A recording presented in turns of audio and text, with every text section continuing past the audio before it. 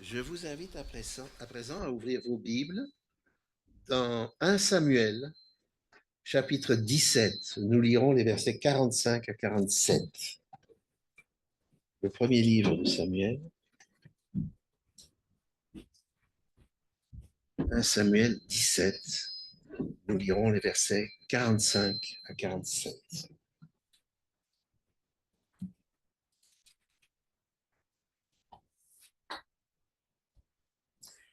David dit aux Philistins, tu marches contre moi avec l'épée, la lance et le javelot.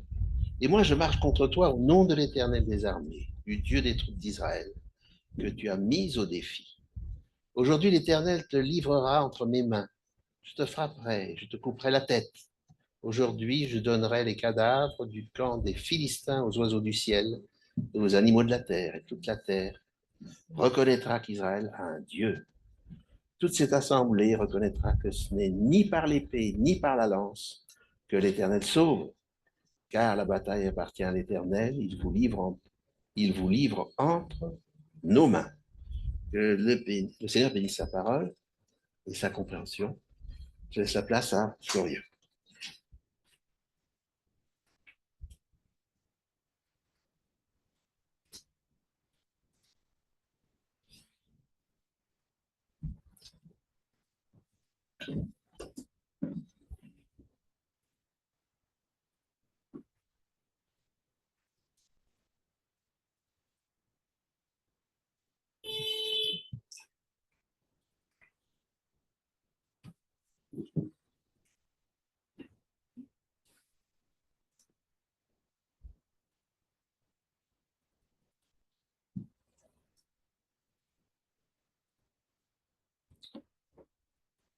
Je vais essayer de régler le micro parce que c'est toujours. Je suis grand. Euh,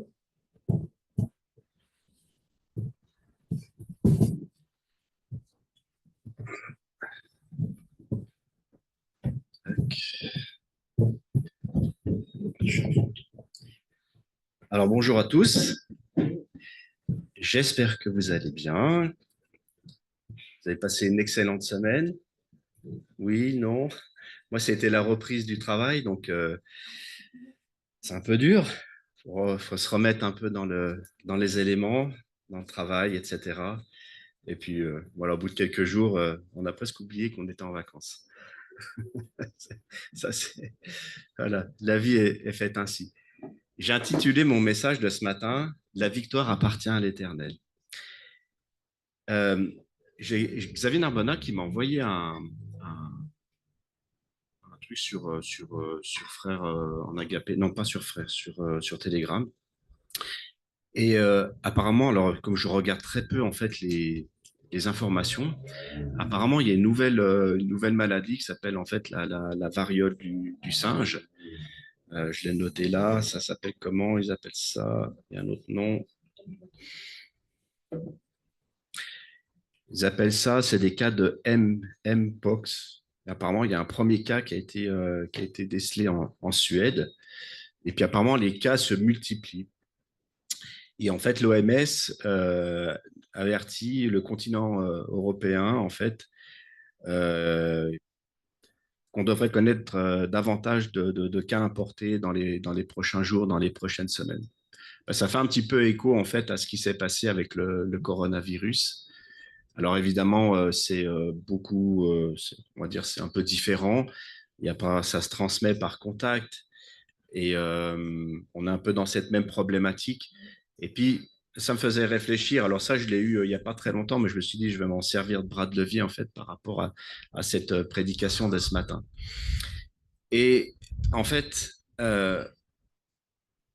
on s'aperçoit que plus on va aller de l'avant, plus on va avancer en fait, et plus on va avoir quand même pas mal de problèmes. On sait qu'on est à la fin des temps et que nous avons cette espérance, on attend le retour de Jésus, mais comment on se positionne aussi quand les problèmes arrivent. Quand le coronavirus est arrivé, ça a quasiment mis des divisions dans certains foyers, et même des foyers chrétiens. Pourquoi? Parce qu'il y avait l'histoire du vaccin Et d'ailleurs, petite parenthèse par rapport à ce nouveau variant, ce nouveau virus, en fait, ils veulent injecter des vaccins dans les adolescents. Donc de 12 à 17 ans, il y a le fabricant danois des vaccins qui veut injecter de manière massive. Alors ils ont 500 000 doses à dispo, ils veulent monter à 10 millions de doses. Et en fait, tout ça est inquiétant, en fait. Et nous, en tant que chrétiens, on pourrait se dire, euh, ça pourrait aussi ébranler, au fait, notre foi, notre confiance en Dieu. Et en fait, ce matin, je vais vous embarquer avec moi, en fait, dans un petit voyage. On va revoir un petit peu l'histoire comment ça s'appelle, de David et Goliath. Alors, est-ce que certains d'entre vous ont relu récemment? Moi, j'ai relu et j'ai retrouvé plein de détails, en fait, dans ce livre-là. Pourquoi j'ai choisi ce thème-là? Parce qu'en fait, on est confronté à un ennemi qui est redoutable. Et cet ennemi, c'est Satan. Et on doit faire face à quelqu'un qui en veut jusqu'à notre vie et qui veut en fait qu'on soit pas attaché en fait à Jésus. Il veut nous faire douter. Il veut nous enlever en fait cette assurance qu'on a en Christ. Et il va mettre toutes les artifices et les manières pour nous détourner finalement du droit chemin. Et, et essayer d'arracher en fait le peu de confiance qu'on pourrait avoir en Jésus. Ce matin, dans l'école du sabbat, on a vu déjà un petit peu ces aspects-là, des disciples qui avaient la connaissance de la vérité finalement, où on voit un Pierre qui nous dit, qui dira à Jésus, tu es le Fils de Dieu, tu es le Fils engendré de Dieu. Il a, d'ailleurs, il lui dira, tu ne le dis pas de toi-même, c'est mon Père qui est dans les cieux qui te l'a dit. Mais pas dans Marc, je crois que c'est dans un autre évangile. Mais on s'aperçoit que on peut avoir, c'est un peu ce que je disais ce matin, on peut avoir toutes les connaissances, on peut avoir toute la vérité ou penser avoir toutes ces vérités-là. C'est pas suffisant, il faut quelque chose d'autre.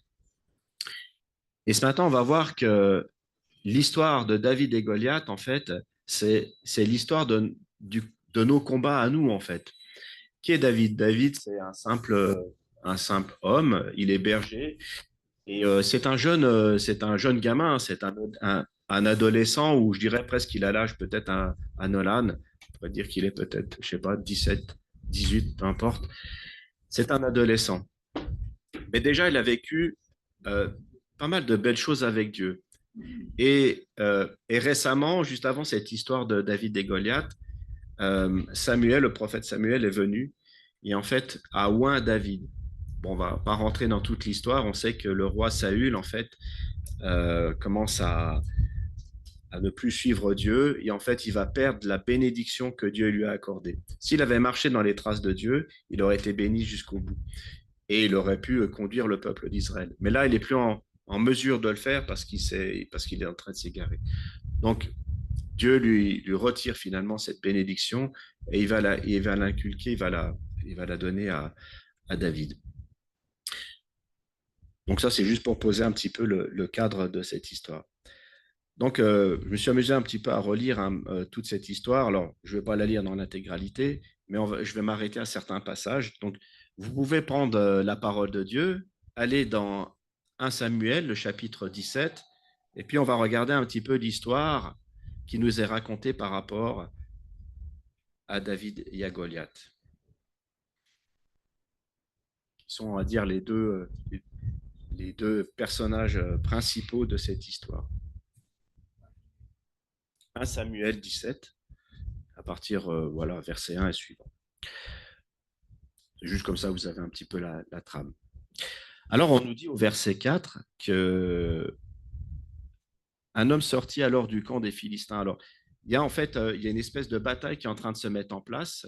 Il y a donc les Philistins d'un côté et il y a le peuple hébreu de l'autre. Et ils sont en confrontation, mais ils ne se battent pas. Donc, ils se mettent en rang bien serré et face à face, certainement dans une grande plaine. Et puis là, alors que, ben, on va dire que les choses pourraient s'accélérer et les deux parties pourraient s'attaquer, il y a un homme qui va sortir des rangs. Maintenant, ce n'est pas n'importe quel homme. Cet homme, il s'appelle Goliath. Et on va nous le décrire. Alors, Il se nommait Goliath, il était de Gath, et il avait une taille, imaginez, une taille de 6 coudées et un épin. Alors, j'ai regardé, je suis allé sur Internet, à quoi correspond 6 coudées et un épin? En fait, Goliath mesurait environ 3 mètres de haut. Donc, c'est 2,75 m ici.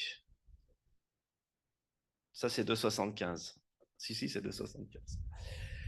Donc, ça veut dire que Goliath était plus grand et il ne tiendrait pas dans cette salle. Sa tête dépasserait encore du plafond. C'est pour vous donner un ordre d'idée. Son poids devait être de plus de 250 kilos. Euh, sa tête était ornée d'un casque d'airain et il portait des cuirasses en écaille du poids de 5000 cycles d'airain. Et là, j'ai calculé aussi, ça veut dire que sa cuirasse pesait environ 80 kilos, le poids d'un homme. Donc, ça montre un petit peu aussi le colosse que c'était, quoi. Ça devait vraiment être impressionnant.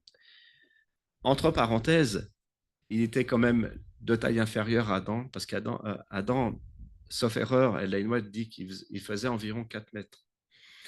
Et quand je fais référence à ça, quand on sera dans les cieux et qu'on verra Jésus, et qu'on verra Adam à côté de Jésus, on verra qu'il n'y aura pas trop de différence entre Jésus et Adam.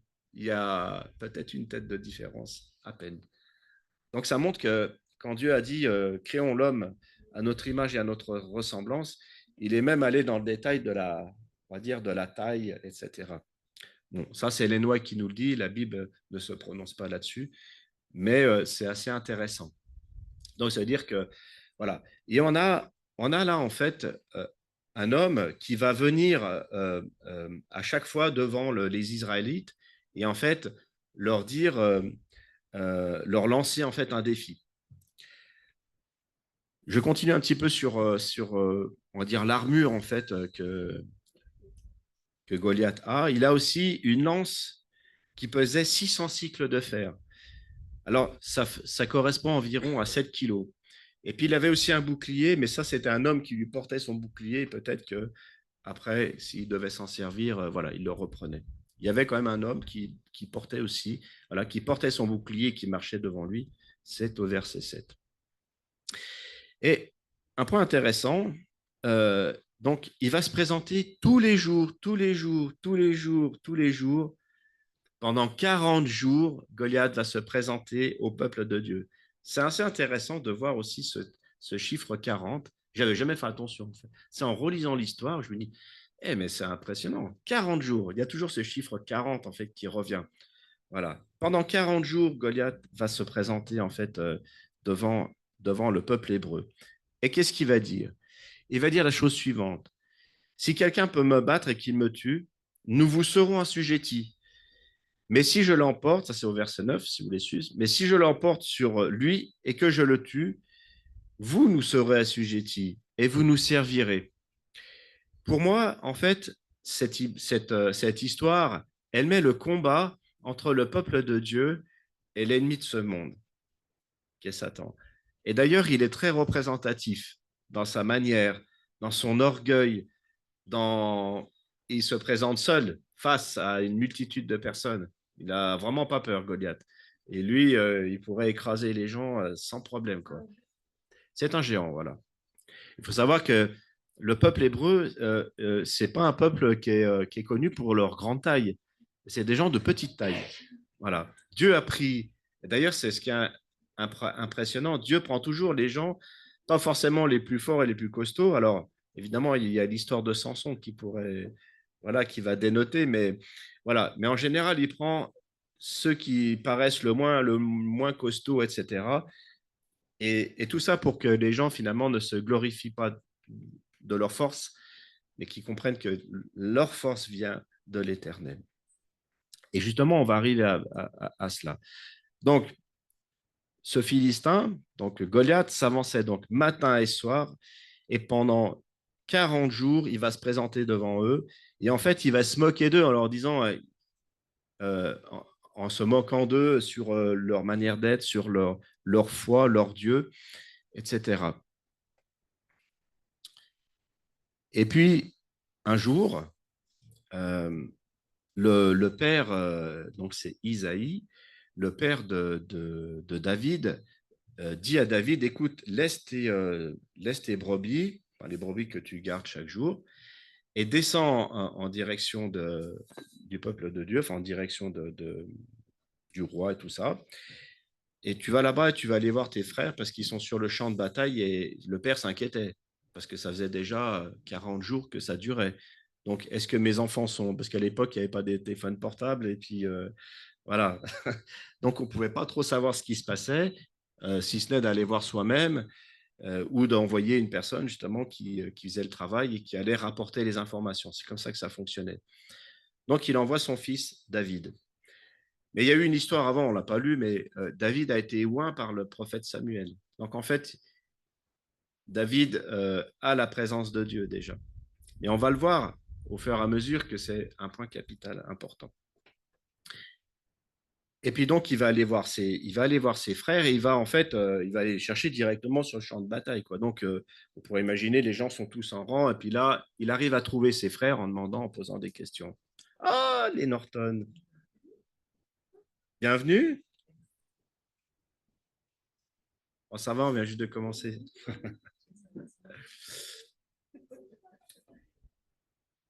Laisse vous installer. En tout cas, ça fait plaisir de vous voir.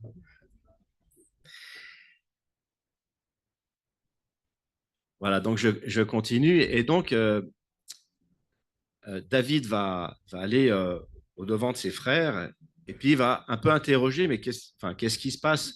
Et puis, au moment où il les interroge, en fait, Goliath sort des rangs et se présente face, comme tous les jours, tous les matins et tous les soirs, il se présente face à la foule et les maudit ouvertement et réitère, celui qui me battra, si vous me battez, vous me tuez, nous vous serons, donc tous les Philistins, nous vous serons assujettis. Par contre, si moi je vous bats, si je bats l'homme que vous enverrez, c'est vous qui serez assujettis à moi. C'est un détail quand même qui est assez important, parce que dans cette bataille, en fait, dans notre bataille chrétienne, finalement, on est sur cette même condition. Et celui qui est en face de nous, c'est vraiment Goliath, quoi. On doit se battre, en fait, contre tout ce qu'il y a à l'extérieur. Et alors, il y a aussi l'autre bataille qui nous incombe à nous. Je dirais presque qu'on a notre propre Goliath en soi qu'il faut terrasser.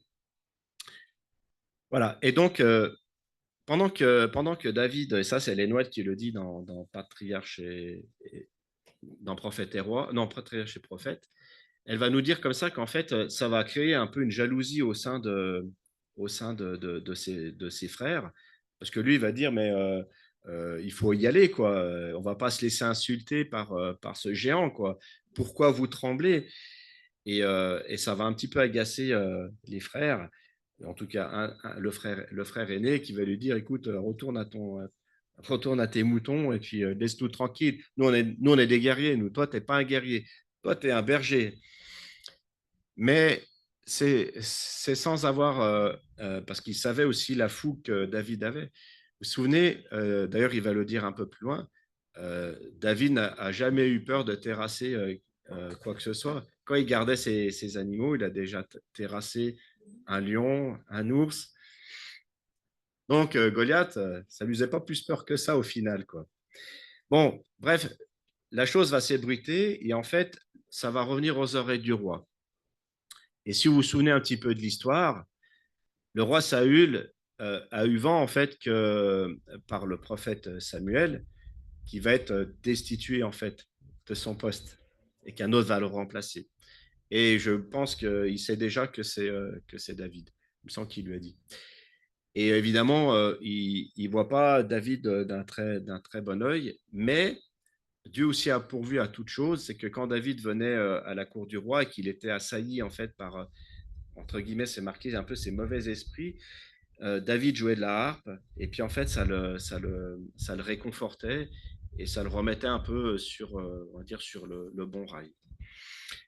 Donc le roi fait appeler David, David vient consulter le roi et donc là à partir du verset 23, je crois, ouais. Non, c'est un peu plus loin. Bon, là, verset 26, en fait, David va dire aux hommes qui se trouvent près de lui, que fera-t-on à celui qui tuera ce Philistin, qui ôtera l'opprobre du dessus d'Israël? Qui est donc ce Philistin? C'est incirconcis pour insulter l'armée du Dieu vivant. Voilà. Donc, je passe un petit peu. Et en fait, quand David, voilà, j'ai retrouvé mon truc, quand David va se retrouver devant Saül, il va dire que personne ne se décourage à cause de ce Philistin. Ton serviteur ira se battre avec lui. Saül dit à David, verset 33, tu ne peux pas aller te battre avec ce Philistin car tu es un enfant. Et il est un homme de guerre dès sa jeunesse. Et David va dire à Saül, ton serviteur faisait paître les brebis de son père. Et quand un lion ou un ours venait en enlever une du troupeau, je courais après lui, je le frappais et j'arrachais la brebis de sa gueule. S'il se dressait contre moi, je le saisissais par la gorge, je le frappais et je le tuais. C'est ainsi que ton serviteur a terrassé le lion et l'ours, et il en sera du Philistin, de cet incirconcis, comme de l'un d'eux, car il a insulté l'armée du Dieu vivant. David dit encore, l'Éternel qui m'a délivré de la griffe du lion et de la patte de l'ours me délivrera aussi de la main de ce Philistin. Et Saül va lui dire, va et que l'Éternel soit avec toi. Alors, Saül, il va faire quelque chose d'intéressant, c'est il va essayer d'aider un petit peu David. Donc, il va lui prêter un casque, il va lui prêter des cuirasses, voilà, qui vont bien l'alourdir, une lance, une épée, enfin bref, ce qu'il faut pour se battre contre ce Philistin. Et donc, David va enfiler tout ce barda là qui pèse une tonne. Donc, bon, évidemment, on n'en est pas donc, j'ai dit tout à l'heure qu'en fait, que Goliath, qui mesurait 3 mètres de haut, avait sur lui des cuirasses qui pesaient 80 kilos et une lance qui en faisait 7 kilos. Donc, 7 kilos pour la lancer, il faut déjà y aller. Et donc là, David, il se retrouve avec tout ça, quoi. C'est encombrant. Et en fait, il va commencer à marcher avec ça, et il va faire demi-tour. Il va revenir vers Saül. Il va lui dire, moi, j'en veux pas, en fait, de tout ça, là. Et il dit, mais comment tu vas te présenter? Tu vas aller à la guerre sans rien du tout? Il dit, je vais prendre un bâton, donc le bâton du berger, et il va prendre une gibissière, pardon, et dans lequel il va mettre des cailloux et il va prendre sa fronde. Voilà comment David va aller se mesurer à un géant qui fait plus de 3 mètres de haut, qui doit faire 200 ou 300 kilos. Bref, sur le papier, il a perdu. Honnêtement, il n'y a même pas photo, il n'y a aucune chance qu'il gagne, quoi. Donc, il va prendre son bâton, il va choisir dans un torrent 5 pierres polies, il va les mettre dans la gibecière de berger et dans sa poche. Puis, sa fronde à la main, il s'avance contre le Philistin. Et là, il va se passer quelque chose d'intéressant. C'est là où on voit tout l'orgueil. C'est-à-dire que ceux qui ne marchent pas on va dire, avec Dieu, en fait, c'est l'orgueil notre orgueil naturel, en fait, qui va ressortir. Et en fait, lorsque David va se présenter devant Goliath, euh, il va vraiment pas apprécier. Il va se dire, mais attendez, vous m'envoyez le plus petit d'entre vous là, mais il va dire textuellement, hein, donc au verset 43, suis un chien pour que tu viennes avec moi avec des bâtons. Et après l'avoir maudit par ses dieux, il ajouta, viens vers moi et je donnerai ta chair aux oiseaux du ciel et aux bêtes des champs. Et Ellen White a dit un truc assez intéressant que j'ai relu. En fait, il est équipé hein, de la tête aux pieds. Il a un casque d'airain. Et c'est intéressant, c'est que apparemment, il va relever sa visière parce qu'il se dit de toute façon, je risque rien avec lui. Hein. Donc, il relève la visière du casque. C'est la seule protection en fait qui aurait pu faire qu'il ne soit pas abattu. On va le voir un petit peu après. Donc, il va relever son casque. Et là, l'histoire nous dit que David va prendre sa fronde et qu'il va jeter sa fronde et que la pierre va venir s'écraser dans le front, sur le front du, du, du costaud, quoi, de Goliath. Goliath va tituber jusqu'à ce qu'il perde connaissance et qu'il tombe face contre terre. Et c'est là que David va prendre l'épée et qui va finir le travail et lui couper la tête. Mais si je reviens un petit peu avant dans l'histoire, on voit que David, Saül va habiller, entre guillemets, notre David pour aller au combat. Et si vous avez bien lu tout à l'heure dans ce qu'on avait dit, en fait, euh, David va dire, tu marches contre moi avec l'épée, la lance et le javelot, mais moi je marche contre toi, verset 45, au nom de l'Éternel des armées, du Dieu de l'armée d'Israël que tu as insulté. Il vient finalement sans armes. Et je trouve intéressant dans cette histoire qu'il passe du guerrier habillé, il va se défaire en fait de ses armes de guerre. Il va les déposer. C'est assez intéressant de voir que parfois on va au combat avec nos propres armes, quoi. On va en découdre parce que on a un problème avec notre patron, dans notre famille, avec plein de choses différentes, et on veut monter au combat en fait avec nos propres armes. Alors oui, David va prendre quand même une arme, mais bon, par rapport à Goliath, il n'y a quasiment aucune chance qu'il y arrive. Et en plus, s'il avait visé à côté ou s'il avait gardé son casque, qu'est-ce qu'il aurait fait avec un pauvre caillou, avec un homme voilà, qui est démesuré comme ça? Il n'y avait aucune chance, en fait, pour qu'il gagne. Mais la main de l'Éternel était là. Et c'est la main de l'Éternel qui va délivrer, en fait, le peuple d'Israël en faisant tomber l'ennemi. Et ce qui est important de comprendre ce matin, c'est que toute victoire appartient à l'Éternel. Et c'est lui qui livre finalement les combats à notre place. On veut toujours, en fait, dans les projets que Dieu a, dans tous les projets d'ailleurs qu'il va nous présenter, à un moment donné, on veut toujours donner un petit coup de main à Dieu. Et la Bible, elle est remplie, en fait, de ce genre de scénario. Abraham, à qui il a été dit, je multiplierai ta postérité comme les étoiles, de toi, il y aura une descendance, alors que lui, il a 99 ans et qu'il n'est pas vraiment en capacité d'être papa. Sa femme en a quelques années de moins, peut-être une dizaine d'années, donc elle est vraiment plus du tout capable de donner naissance. Et pourtant, le miracle de Dieu va avoir lieu. Mais entre l'appel d'Abraham quand il a 75 ans, 75 ans, et puis le deuxième où il a 99 ans, entre deux, il va se dire, bah, je vais donner un petit coup de main à Dieu parce que là, il m'a fait une promesse, mais peut-être que je n'ai pas bien compris. Et là, donc, voilà, il va coucher avec sa servante, évidemment sous l'accord de sa femme. Et d'ailleurs, il y a un mariage qui va se célébrer. Hein, c'est pas fait évidemment comme ça un soir. Il y a vraiment tout est fait, on va dire presque un peu dans les règles de l'art, même si Dieu a dit, c'est pourquoi l'homme quittera son père et sa mère et deviendront une seule chair. Donc, il n'y a pas 50 femmes à voir. Ça, c'est malheureusement, c'est venu un petit peu après la polygamie. Euh, donc, tout ça pour dire que on a besoin de mettre au centre, en fait, notre Père céleste. Et je vais vous lire quelques versets, en fait, qui sont assez intéressants. Mais avant de lire ça, j'avais envie de, de mettre en parallèle à cette histoire d'autres histoires, mais je vais les formuler assez court. En fait, j'étais aussi en train de penser à l'histoire de Josué.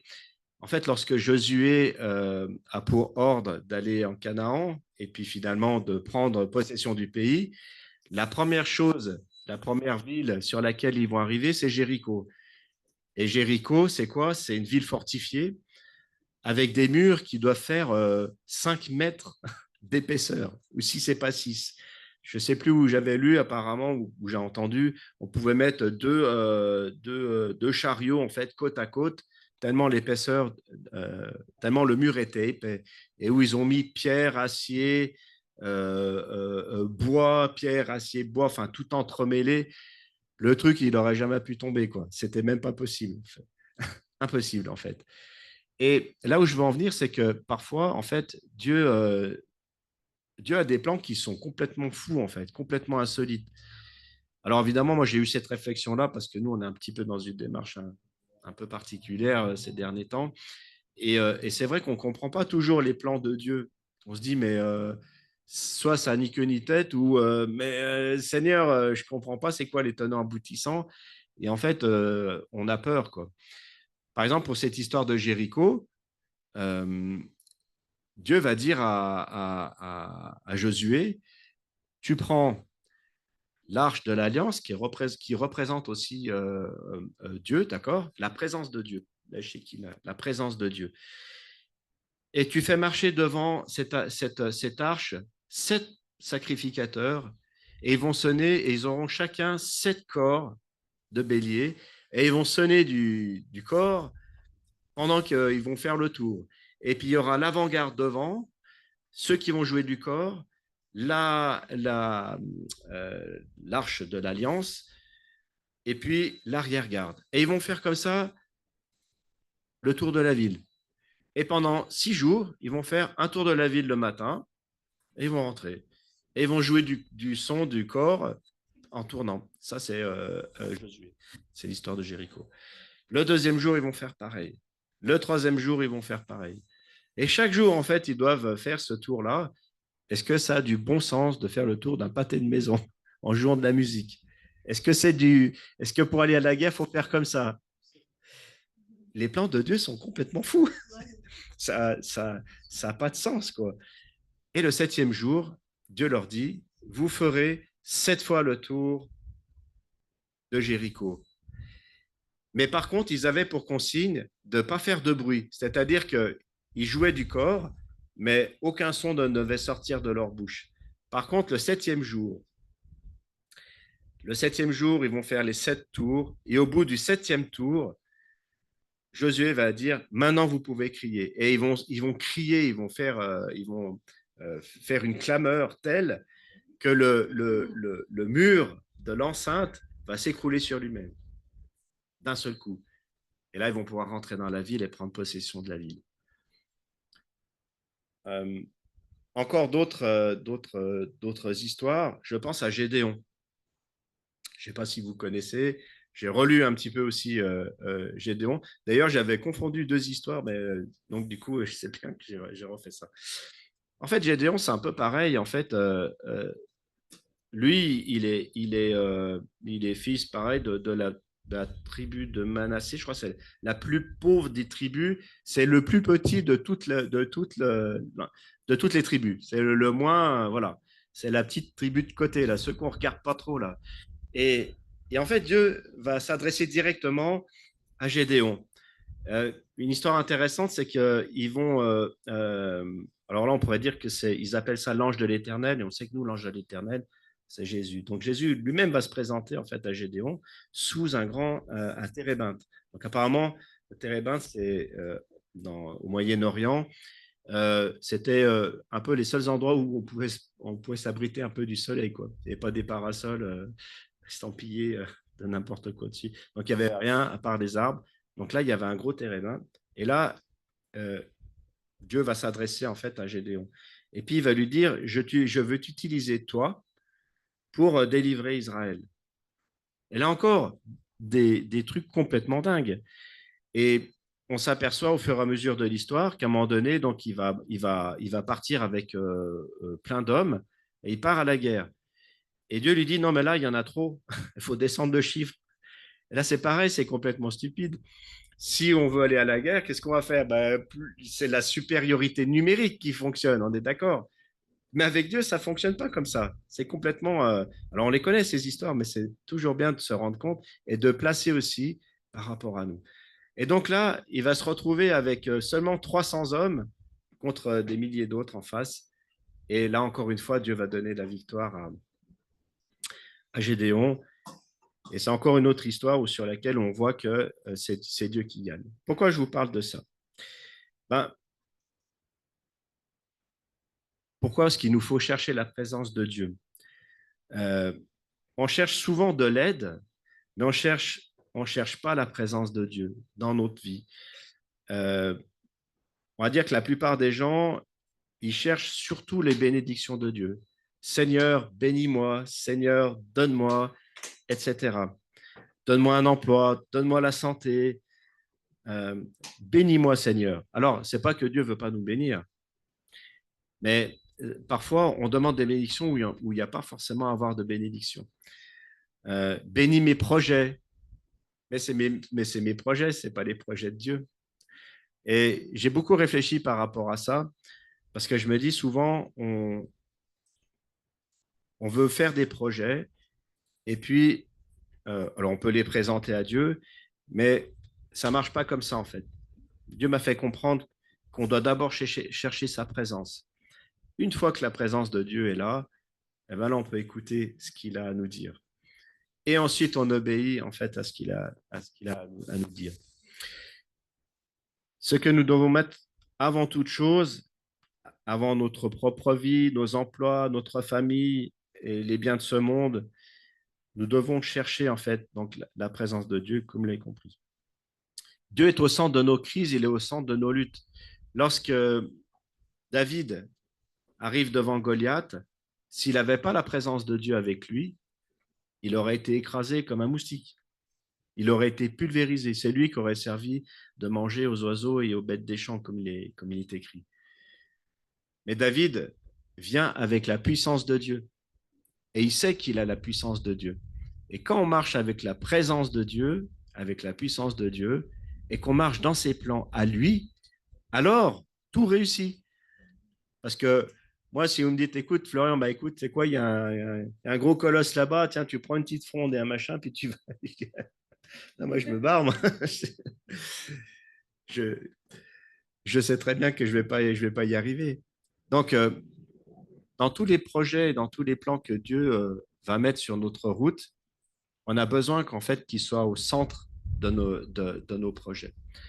Et alors, je vais vous lire quelques textes d'Ellen White. Et je finirai par les petits versets qui sont intéressants, qui nous disent que Dieu est présent avec nous. Dans Christ Object Lesson, c'est tous les trucs que j'ai vus en anglais, que j'ai traduit, merci DeepL, mais ça a l'air assez juste. Ellen White nous dit, vous n'avez pas besoin d'aller au bout du monde pour trouver la sagesse, car Dieu est proche. Ce ne sont pas les capacités que vous possédez ou que vous posséderez jamais qui vous donneront le succès. C'est ce que le Seigneur peut faire pour vous. Nous devons avoir beaucoup moins de confiance en ce que l'homme peut faire et beaucoup plus confiance en ce que Dieu peut faire pour chaque âme croyante. Il souhaite que vous tourniez vers lui par la foi. Il veut que vous attendiez de grandes choses de lui.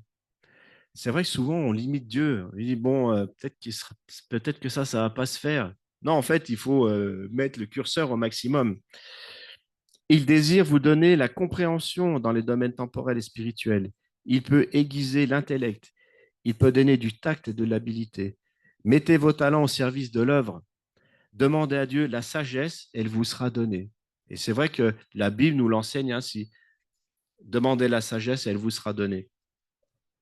Un deuxième texte dans The Desire of Ages, je ne le dis certainement pas bien, donc ça correspond à Jésus-Christ en français. Et lorsque nous nous trouvons dans une situation difficile, nous devons nous en remettre à Dieu. Alors, sur le principe, on le sait tous, quand ça ne va pas bien, ben on va s'en remettre à Dieu. Mais parfois, on tarde un peu à le faire, quoi. Donc, en fait, c'est la raison pour laquelle on doit mettre toujours Jésus au centre. Que notre vie se passe bien ou qu'on soit dans la lutte ou dans les épreuves, Dieu doit faire partie intégrante de notre vie. Et ça, c'est important. C'est important aussi pour vous, les jeunes, parce que vous allez voir qu'en grandissant, bah, des fois, c'est pas facile la vie. Donc, nous, on a un peu plus de bouteilles, donc on est capable de. Voilà. Mais même avec toute notre petite expérience, finalement, bah, on s'aperçoit qu'on a. Si on ne met pas Jésus au centre de notre vie, ça devient vite compliqué. Donc voilà, dans toute situation difficile, on s'en remet à Dieu. Nous devons faire preuve de sagesse et de jugement dans tous les actes de la vie, afin de ne pas mettre à l'épreuve, de ne pas nous mettre à l'épreuve par des mouvements irréfléchis. Nous ne devons pas nous précipiter dans les difficultés en négligeant les moyens que Dieu nous a fournis en faisant de mauvais usage des facultés qu'il nous a données. Les ouvriers du Christ doivent obéir implicitement à ses instructions. L'œuvre est de Dieu. Et si nous voulons bénir les autres, il faut suivre ses plans. Ça m'a beaucoup parlé par rapport à un petit peu voilà, à certains projets. Le moi ne peut pas devenir un centre. Le moi ne peut pas recevoir l'honneur. Et on l'a encore vu ce matin. En fait, Jésus nous dit, dans l'école du sabbat, euh, si, comment c'était écrit, euh, si vous ne renoncez à vous-même, eh ben, finalement, ça ne peut pas fonctionner. Donc, il faut renoncer à soi. Il faut renoncer même jusqu'à sa propre vie. Et on l'a vu ce matin, c'est pas des choses qui sont, on va dire, qui sont aisées, mais Christ est toute la ressource, en fait. Toute la ressource est en Dieu. Et on a tendance à se dire, non, mais là, tu sais quoi, là, je peux marcher, là. Voilà, je peux me débrouiller, là, je vais y arriver, t'inquiète pas. Et puis, on prend toujours le volant, quoi. Et c'est nous qui voulons conduire, en fait. On veut... Alors, on peut être participant, acteur aussi de notre vie, mais il faut quelque part laisser Christ nous conduire et pas nous qui conduisons là où on veut aller. Si nous planifions selon nos propres idées, le Seigneur nous laissera à nos propres erreurs. Mais lorsqu'après avoir suivi ces directives, nous nous trouvons dans les situations difficiles, il nous en délivrera. Nous ne devons pas abandonner dans le découragement, mais dans chaque situation d'urgence, nous devons chercher de l'aide auprès de celui qui a des ressources infinies. Et ces ressources, elles sont à notre disposition. Souvent, nous serons entourés de circonstances éprouvantes et alors, dans la plus grande confiance, nous devons nous en remettre à Dieu. Il gardera toute âme qui est plongée dans la perplexité en essayant de suivre la voie du Seigneur. J'ai bientôt fini. Si tu t'es donné pour faire son œuvre, tu n'as pas à t'inquiéter du lendemain. Celui dont, dont tu es le serviteur connaît la fin depuis le commencement.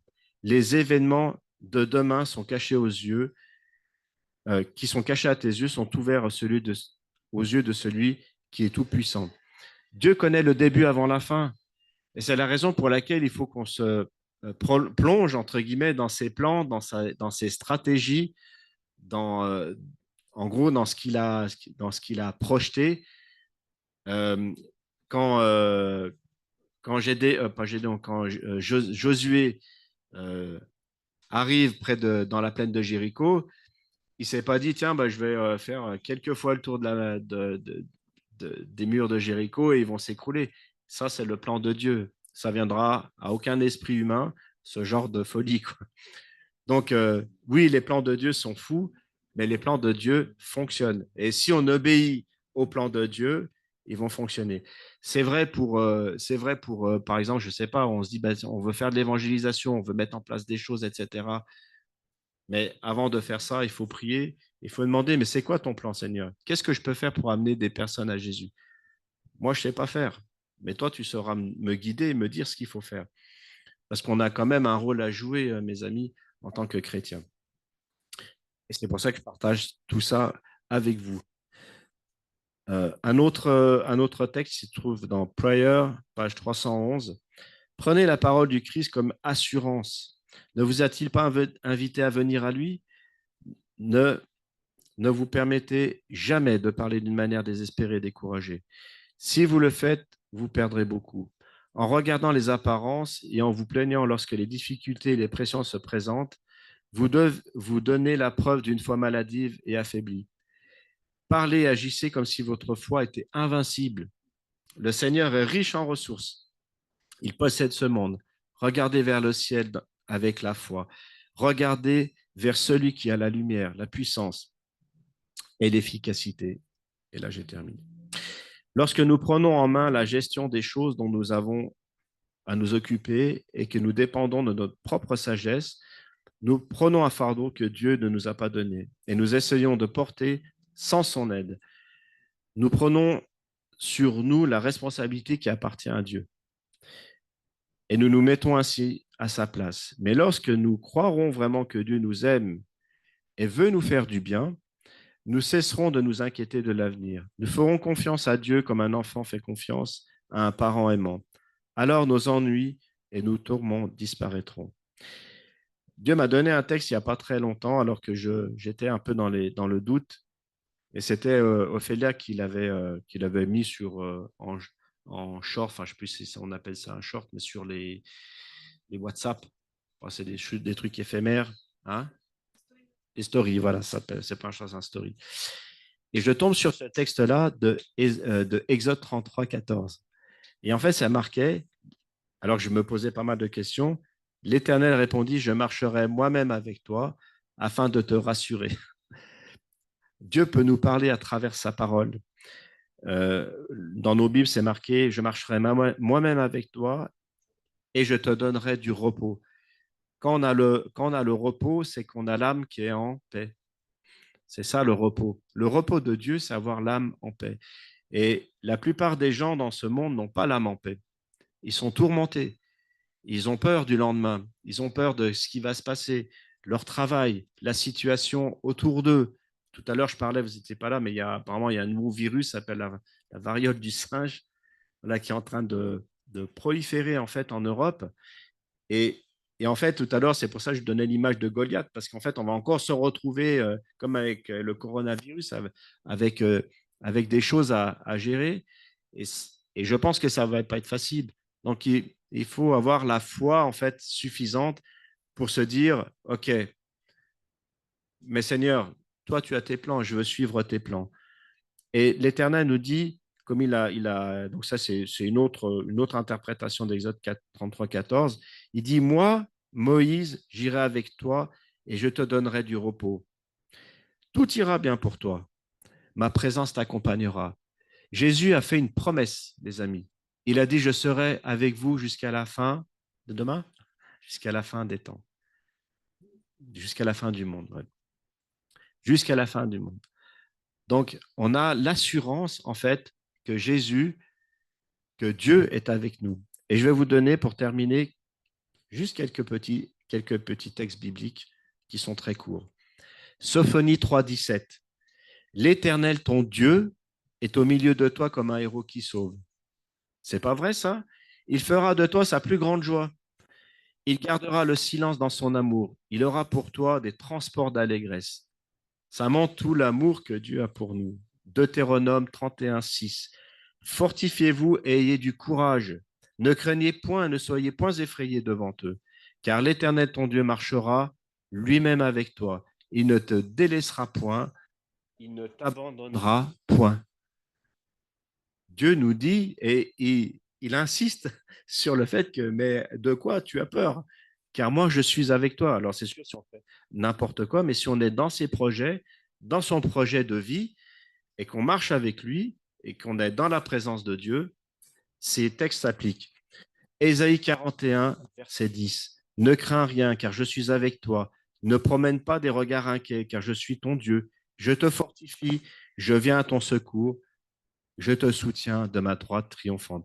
Je me dis, ces textes, on devrait les connaître par cœur quand ça ne va pas bien. Ah oui, attends, le Seigneur m'a dit. Euh, Romains 8, 31, je ne vais pas tout lire, mais j'ai souligné un petit peu ce qui m'intéressait. Que dirions-nous donc à l'égard de ces choses? Si Dieu est pour nous, qui sera contre nous? Lui qui n'a point épargné son propre Fils, mais qui l'a livré pour nous tous. Comment ne nous donnera-t-il pas aussi toute chose avec lui? Christ est mort, bien plus, il est ressuscité, il est à la droite de Dieu, il intercède pour nous. Qui nous séparera de l'amour du Christ? Est-ce que ça sera la tribulation, l'angoisse, la persécution, la faim, la nudité, le péril ou l'épée? Rien, mes amis, rien ne nous séparera de l'amour de Jésus-Christ. Et il termine comme ça, mais toutes ces choses, mais dans toutes ces choses, nous sommes plus que vainqueurs par celui qui nous a aimés. Car j'ai l'assurance que ni la mort, ni la vie, ni les anges, ni les dominations, ni les choses présentes, ni les choses à venir, ni les puissances, ni la hauteur, ni la profondeur, ni aucune autre créature ne pourra nous séparer de l'amour de Dieu manifesté en Jésus-Christ notre Seigneur. C'est formidable. On n'a rien à craindre. Dieu est avec chacun d'entre vous. Maintenant, est-ce que vous voulez que Dieu soit avec vous? Est-ce que vous voulez la présence de Dieu dans votre vie? Et même nous, en tant que chrétiens, parfois, on évince Dieu de nos plans, de nos stratégies, de notre avancement spirituel, parce qu'on pense que, évidemment, on peut peut-être avancer comme ça. Non, en fait, Dieu, moi je vous rappelle juste qu'à la fin des temps, Dieu va rassembler un peuple. Et ce peuple marchera dans la présence de Dieu. Et ils suivront partout, ils suivront l'agneau partout où il va. C'est ce que l'Apocalypse nous dit. Partout où il va. Et ils vont suivre Jésus partout où il va. Mais ce matin, on a levé un point qui est important et qui est des plus importants. Est-ce qu'on veut finalement mourir à soi-même? Est-ce qu'on veut s'abandonner totalement à Dieu pour qu'il prenne finalement notre vie en main? Et il faut se poser vraiment la question. Et ce matin, quelque part, on s'est posé la question. On a vu aussi que bah, chacun d'entre nous, on aimerait, mais que, enfin voilà, on est toujours un petit peu en discussion. Dieu nous dit, abandonnez tout. Laissez-moi pleinement la place. Parce que si vous ne le faites pas, moi, je ne pourrais rien faire pour vous. Je ne pourrais pas appliquer que je suis au milieu de toi comme un héros qui sauve. Si toi, tu ne veux pas de moi, je ne peux pas t'aider. C'est ça, en fait, que Dieu dit. Il veut nous aider, mais pour ça, il faut se soumettre totalement à lui. Voilà, c'est un peu ce que je voulais partager avec vous. Ça, c'est 1 heure. Ce matin. Pourquoi? Parce que, comme le titre le met, la victoire, en fait, elle ne nous appartient pas à nous.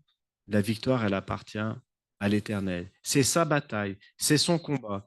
Ce n'est pas notre bataille, ce n'est pas notre combat. Car il est écrit quelque part que autant les cieux sont élevés au-dessus de la terre, autant mes pensées sont élevées au-dessus de vous, ainsi que il y a les pensées et puis il y a les voix. Voilà. Autant mes voix aussi sont au-dessus de vous. Donc en fait, les voix de Dieu et les pensées de Dieu ne sont pas les nôtres. C'est ses plans et tous ses plans sont parfaits. Et Dieu a un plan pour chacun d'entre vous. Tous qu'on est ici. On a tous un rôle à jouer. C'est peut-être des petits rôles, des rôles un peu plus grands, peu importe. Dieu veut nous utiliser partout où on est. Et vous voyez, moi ce que j'ai vécu à Angoulême, ça m'a clairement, ça fait déjà 2 fois que je vais là-bas, et 2 fois en fait, ça me travaille beaucoup. Je me dis, mais faut savoir qu'il y a des églises, ils sont complètement à l'ouest hein, dans leur manière de penser. C'est waouh. Maintenant parce que nous on a évolué.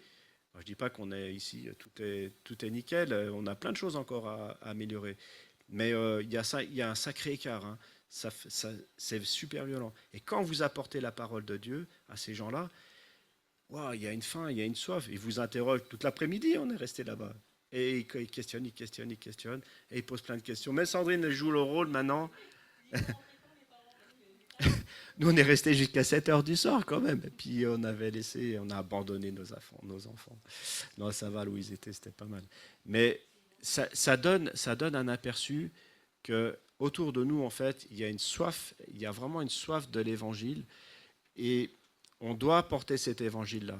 Mais ce n'est pas nous qui devons l'apporter. On doit se laisser guider par Dieu. Et Dieu doit nous utiliser là où on est. Et on peut.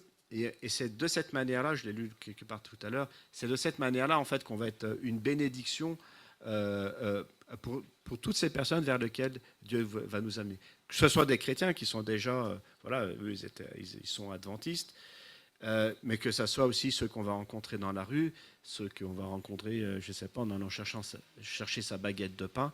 Qu'importe, Dieu veut vous utiliser à tous les endroits que vous êtes. Vous devez briller, vous devez respirer l'évangile.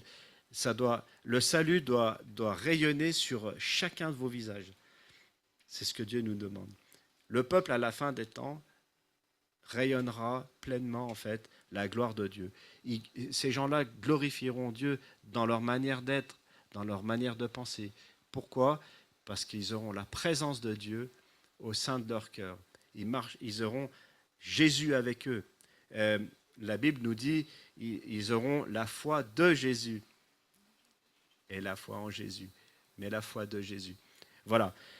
Que Dieu vous bénisse et qu'il puisse aussi continuer de vous utiliser là où vous êtes. Et ben, j'espère que cette petite prédication voilà, aura reboosté un petit peu les troupes. Amen.